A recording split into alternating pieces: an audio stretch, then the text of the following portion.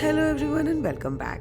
Close to year end, we went for a short weekend trip to Gopalpur beach near Vizag city. And I thought of sharing a few glimpses of where we went, what we did, and basically doing a little chit chat along this vlog. It was a 4 hours road trip, and considering the comfort of kids and ourselves, we left home at around 5 in the morning so that the kids stayed asleep throughout the journey. And after 4 hours of smooth drive, we were at our resort. So while Karthik was checking in and showing kids the beauty of the resort, I thought of giving you a mini room tour before we make a mess out of it. It was a sweet, cozy setup with basic amenities. It basically had everything that we needed for 2 days stay. So the resort had two categories of room with the only difference of backside of the room opening into a balcony or in the private pool. And with Dharya, a locked balcony setup was our best bet. It was a newly opened resort and I loved how clean, simple and nice the interiors were. Moreover, I was happy to get a break from the regular housework. I was starving and we went straight for the breakfast.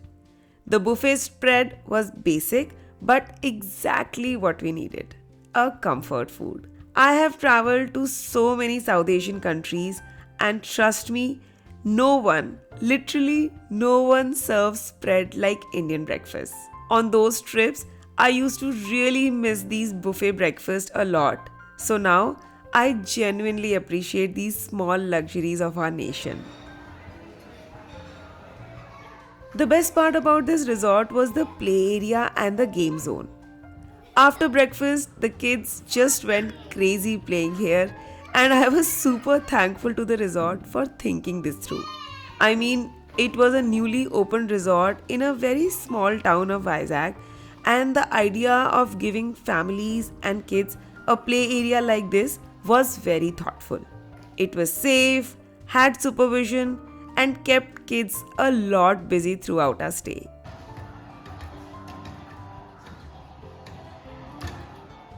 While the kids were enjoying their fun time, I thought of giving you all a quick resort tour and also telling you a mini story about how we landed up here. I was too busy to contribute to this trip, so asked Karthik to decide everything. He had some other resort in mind, and while we were traveling on road, I finally asked where we were going and he started sharing the details. That place was very good but quite expensive, so I immediately started looking for other options and stumbled upon this resort on TripAdvisor, which was at half the cost. The only apprehension was that this was a newly built resort. So we decided to check the place before making any prior commitments, and I'm glad we did. Rather, since they were new, the amenities were very clean and tidy. After a mini pool session, we went for a lunch. And what a spread it was! From starters to dessert, everything was very delicious and satisfying.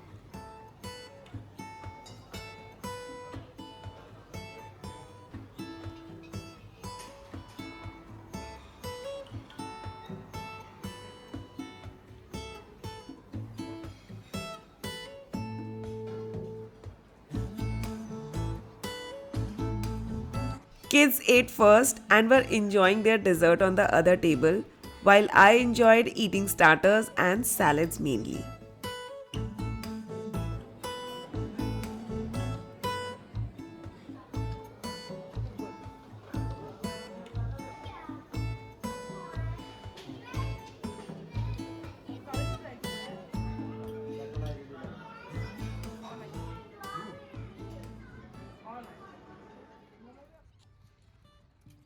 The resort was very close to the beach side, so evenings were to have fun near the beach.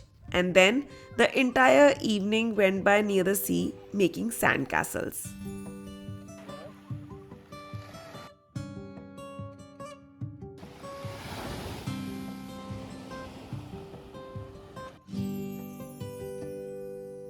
After our little beach trip, Rutvi and I had a dip in the pool.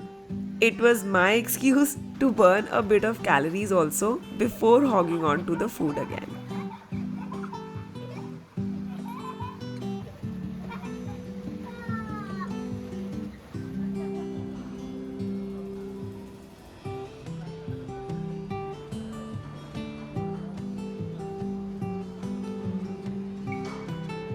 After the pool session, I was very hungry and was really looking forward to the dinner.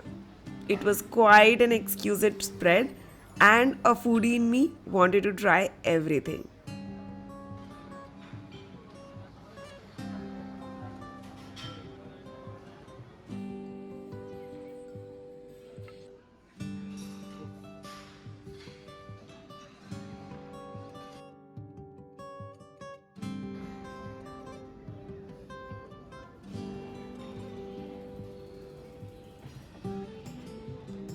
Vacations are always a reminder to slow down and live in the moment, and I feel frequent breaks like this are really very important to rejuvenate. And just like that, we made the best of our 2 days before this year ended. 2 days went by just like that, and we came back a night before. The morning had to start with my daily exercise. What started as a goal has become an addiction now. I can't tell you how many benefits I have gained with my exercise routine. Not only have I managed to reduce inches and body fat, but my body posture has improved drastically. Also, I had started suffering from backache due to hours of sitting for editing, but that has completely gone now. I feel so happy with the fact that just spending 1 hour daily on exercise can give so many good returns.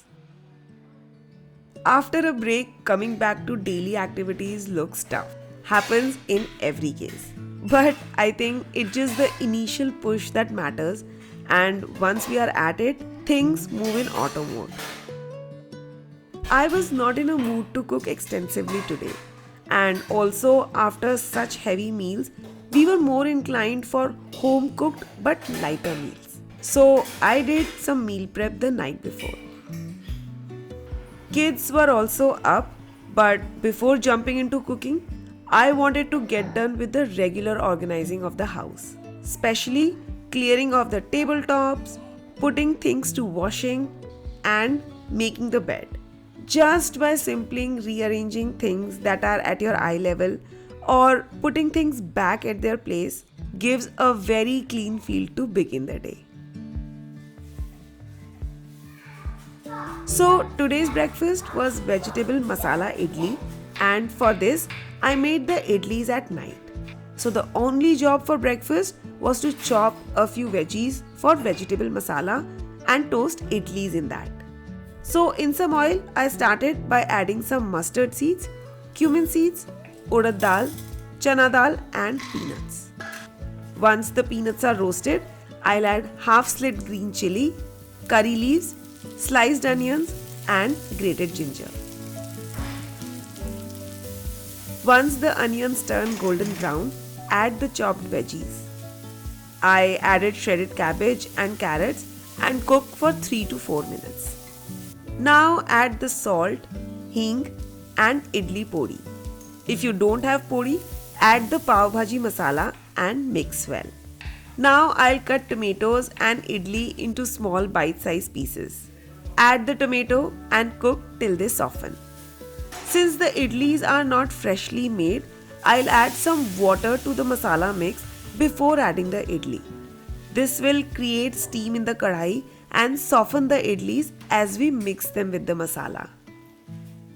Cover and let it sit for 2 minutes, and in the end, add lemon juice and fresh coriander right before serving.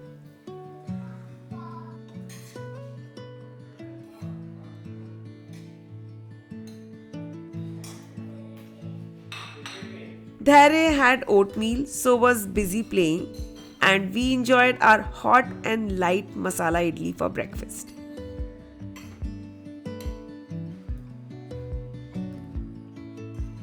By the time breakfast was done, the clothes were also washed, and after vacation laundry carried quite a load.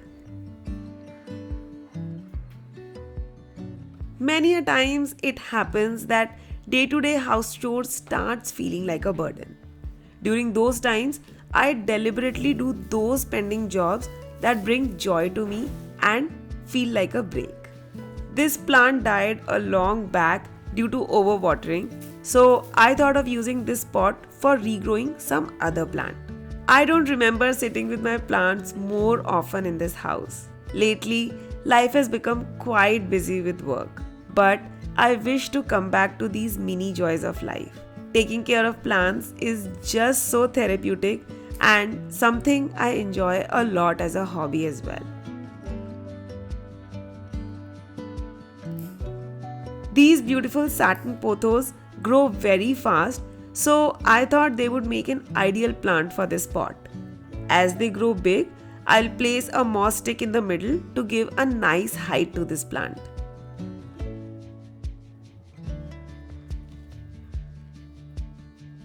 I also had a few syngoniums growing in the water, but they weren't growing that much, so I decided to transfer them into the soil. These are a few hardy plants that survive well indoors, and their leaves add so much beauty to the house.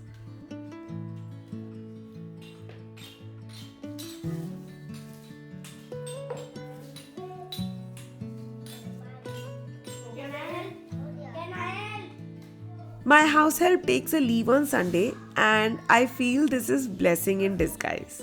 Sundays are usually very busy days since it's a weekly reset day, but this weekly self-cleaning also allows me to keep my house in place. I just feel so satisfied by the end of it and also become aware of the work that's missing or pending for a long time.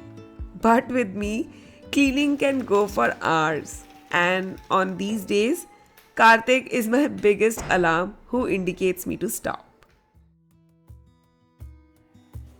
As mentioned earlier, in my meal prep, I had also boiled some potatoes last night.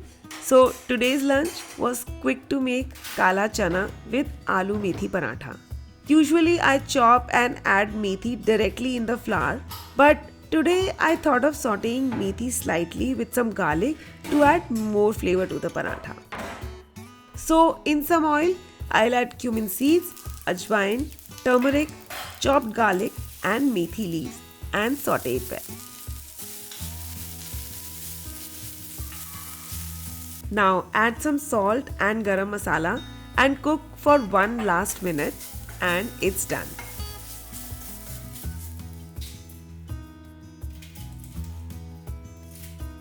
Now for kala chana, I'll make onion, garlic and tomato puree separately.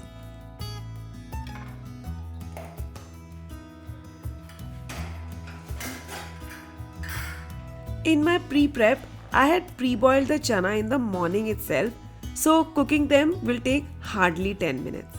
Whenever I know I have to make such legumes, I generally boil them in advance and keep them ready. It saves on cooking time, especially on busy days. Once I saute all the spices, I'll add the onion puree and cook it till golden brown. I'll then make the tomato puree and keep it ready. Cooking this base gravy in such dishes is very essential as it helps in bringing the best flavors out. I'll add the tomato gravy as well and some salt and cook for 2 to 3 minutes.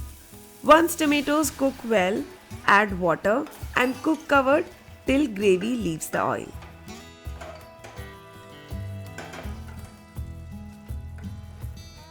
This is the time when we will add boiled chana and cook with lid closed for just one whistle on medium flame. Now for the paratha, I'll grate the boiled potatoes and add the cooked methi masala in it. Add some salt and roasted cumin powder and mix it well. Now add 1 cup wheat flour and mix well with the potato mixture and do not add water as yet. Mashing the flour well with the potato mix first will release the water in the flour and then sprinkle some water little by little to make a soft dough. Adding water before will release a lot of moisture and you will end up adding more flour which will take the flavors away from the methi paratha. I'll rest this paratha dough for 5 minutes and in that time, I'll chop some salad and keep it ready.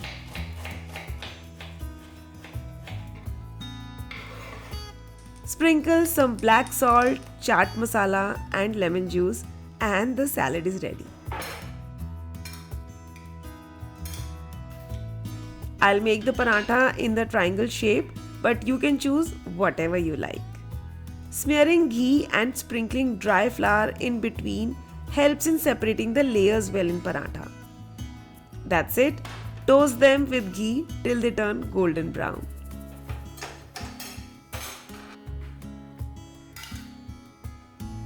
And healthy and easy lunch is ready.